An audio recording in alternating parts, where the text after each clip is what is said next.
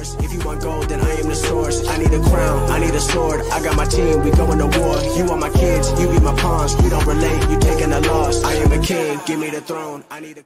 A well-known Syracuse police officer is planning to sue the department, accusing his co-workers of what he describes extreme racism and Jim Crow culture. Officer Brandon Hanks is known for giving sneakers away to children who beat him in a game of one-on-one basketball. He just filed a claim saying he was denied a promotion to a specialty unit after a captain put in writing that Hanks was, quote, gang affiliated, a narcotics trafficker, and listens to, quote, rap music. Statements his attorneys say are racist. It's a significant black eye, if it's true, to the Syracuse Police Department. These are not new allegations in the form of minority officers in our profession feeling a certain way. I can tell you that as an African American being in this business for nearly the past 30 years, being black and blue is a real thing. Neither the chief nor the mayor said they are able to confirm if those allegations are true, but plan to review them and hold officers accountable if racist decisions were made. Peace, family. How y'all doing out there? Good, good. You smiling? You ain't? Man, you gotta smile, man. But anyway, you know, I gotta bring this video to your attention because it kind of goes into a live stream that I've done or I'm about to do, depending on when you see this. You know, if you haven't been living under a rock, or you just don't want to accept the truth, you know what I'm saying? We all know, or we should know, and if not, go check out my video on it. We know that the legal system, I'm talking from the courtroom to the police officers, to the system of policing, it is and has always been a child of racism, a child of also the Ku Klux Klan.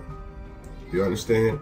We understand that its origins, its roots, the way it operates to this day is based in racism and prejudice, okay?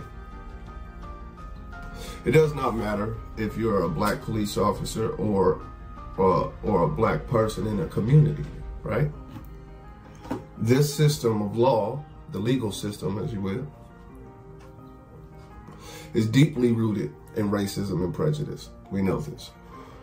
Well, the story I want to bring to your attention is a great example of what I just said. It is to show and prove to what I just said, okay?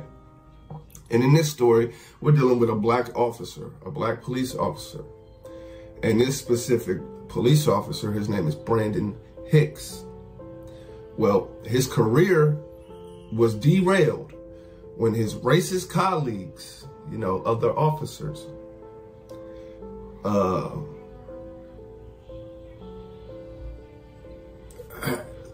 claim that he's a gang member and a drug trafficker.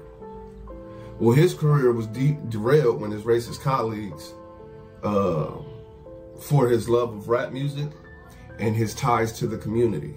Now, we're going to break these little pieces down, but I just want you to check that out, right? A black officer's career was derailed because of his love for rap music and his ties to the community. Think about that for a minute. Think about that for a minute. Just think about that for a minute.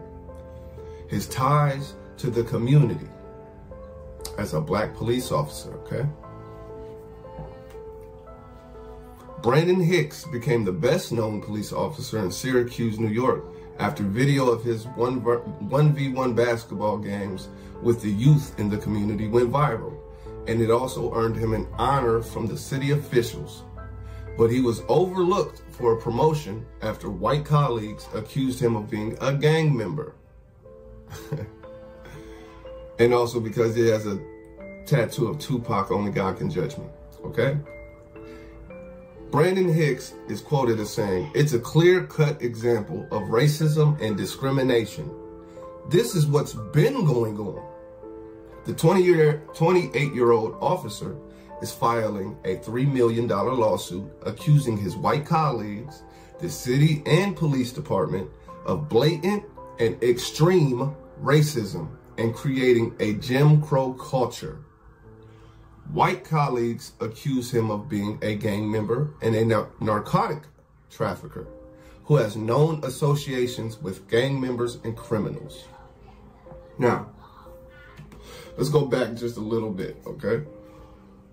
A black officer, Brandon Hicks' career has been derailed because of his love for rap music and his ties to the community. Now, what I want to make a point of right here, at least, is as quote unquote civilians and police officers, we understand that the people policing our communities should be people we can relate to, people that we're familiar with, people of the community, because that builds a form of relationship between the legal system and police officers and law enforcement and the community. This is how you build a relationship with the community.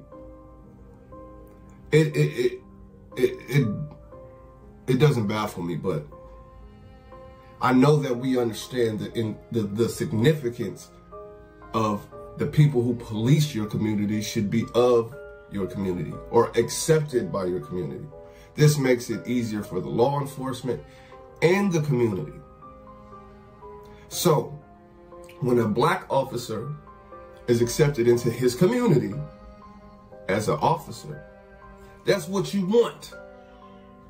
But the system of policing and the law system, the legal system, is against, we know this already, is against the collective community, the quote unquote, terms used loosely, the minority groups, right? We know this, we know this. So when I read that, I'm like, well, ain't that what you want? All this, this propaganda and promotion for the cameras that you want to build the communities and you want to look out for the communities. Then you actually have an officer who is of the community, who is accepted by the community, who is loved by, who is appreciated by the community. You have this exact thing you've been promoting on TV and for the cameras and press conferences and shit. But when it's actual real life, you have somebody of the community who's respected and appreciated by the community as a law enforcement officer. You derail their career. You overlook them for the next best thing, which is a white officer. This just is what it is. So I took note of that as soon as I came across that. Well, that's what you want. You want an officer who can connect and build a foundation of some type of respect with their community. The people who police your community should be people of your community or people you respect and build a relationship with that can police your community. So I take note of little things like that, right? So when his white colleagues accuse him of being a gang member and a narcotic trafficker, that's to throw dirt. That's the show of prejudice and racism right there. Oh, he's a black man from the neighborhood. He must be dealing drugs. He must be a gang member because he knows them, because he probably grew up around them or with them, went to school with them. That's a relationship built. You see how the game goes, okay? Who also has known associations with gang members and criminals. Listen to me.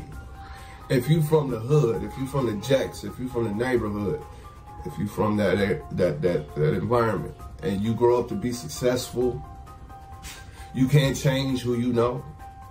You can't change what they do. Some of them people is still gonna be your friends though. This is what you want. But since it's a black officer, we have to throw him in. He looks like him. He raps like him. He likes the music they like. He's from there. He must be a criminal. You see what goes on? You see how this goes on? This is the legal system we're talking about. We're not talking about just one random white person or yellow, brown. We're talking about the legal system. Now, the article goes on to say that this isn't the first lawsuit being filed by a black police officer against other policemen or a department itself. This is going on across states. Some will throw this under the rug because, you know, people love ignorance. Ignorance is bliss. But some will understand the significance of what's going on. And a lot of us already knew this was happening, know this was happening, been showing and proving since we were able to. This is not new, but it's important to spot out.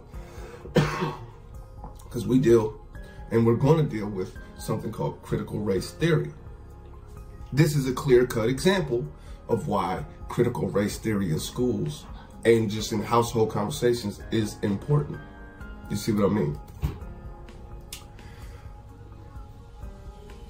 I don't know, you know, the outcome yet of this situation, but I will try to keep us updated on this one. You know what I'm saying? But a black officer's career, he was going for a promotion. He was set to get it. And then his white colleagues was like, nah, bruh. You're a gang member. You're a drug trafficker.